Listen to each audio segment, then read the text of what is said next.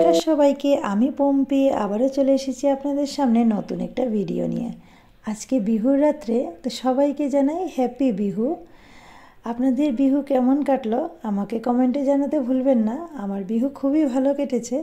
আজকে আমি বিহুর রাত্রে যা রান্না করছি তাই ছোট্ট একটা ভিডিও আপনাদের সাথে শেয়ার করব।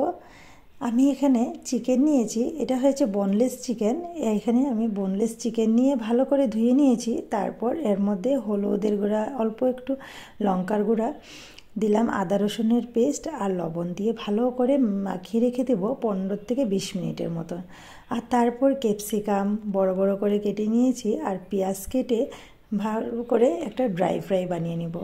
এটা চিলি চিকেনের মতো বানিয়ে নিলাম। তো চিলি চিকেন না, এটা ড্রাই ফ্রাই হয়েছিল। তা রেডি আমি করেছিলাম, বানিয়েছিল আমার মামা।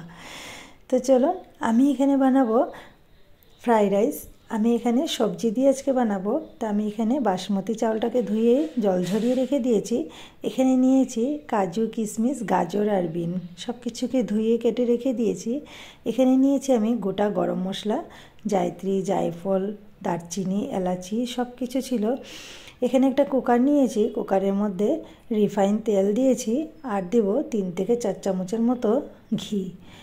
আমি এখানে 3-4 চামচের মতো ঘি দিয়েছি, একটু বেশি পরিমাণে, কারণ আজকে আমার চাউলটাও অনেক বেশি ছিল। এখানে 1 কিলোর একটা প্যাকেট ছিল, পুরো 1 কিলোর প্যাকেটের চাউলটাই আমি বানাচ্ছি ফ্রাইড রাইস। এখানে গোটা গরম মশলা দিয়ে দিলাম ঘিটা গরম হওয়ার পরে। তারপর এই যে সবজিটাকে কেটে রেখেছিলাম গাজর আর বিনটা, সেটাও দিয়ে ভালো করে গাজর আর বিনটাকে আগে আমি লাল লাল করে ভেজে নেব। এখানে গাজর আর বিনটা লাল লাল করে ভেজে নিয়েছি। তার মধ্যে দিয়ে দিব ওই যে কাজু কিশমিশটা আগে ভেজে রেখেছিলাম, সেই কাজু কিশমিশটা। এখন কাজু কিশমিশটাকেও ভেজে নেব। তারপর ওই যে চাউলটাকে আমি আগের থেকেই ধুয়ে জল ঝরিয়ে শুকনো করে রেখেছিলাম, সেই চাউলটাকে দিয়ে দেবো। আমি চাউলটাকে আগে ধুয়ে একদম, দেখুন চাউল আবার ঝরঝরা হয়ে গেছে, এরকম করেই আমি ধুয়ে রেখেছিলাম। এরকম করে আগের থেকে ধুয়ে চাউলটা রাখলে খুবই সুন্দর ফ্রাইড রাইসটা হয়।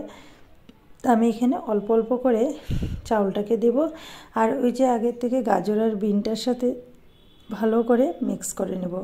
অল্প অল্প করে চাউল দিব আর ভালো করে মিক্স করে নেব।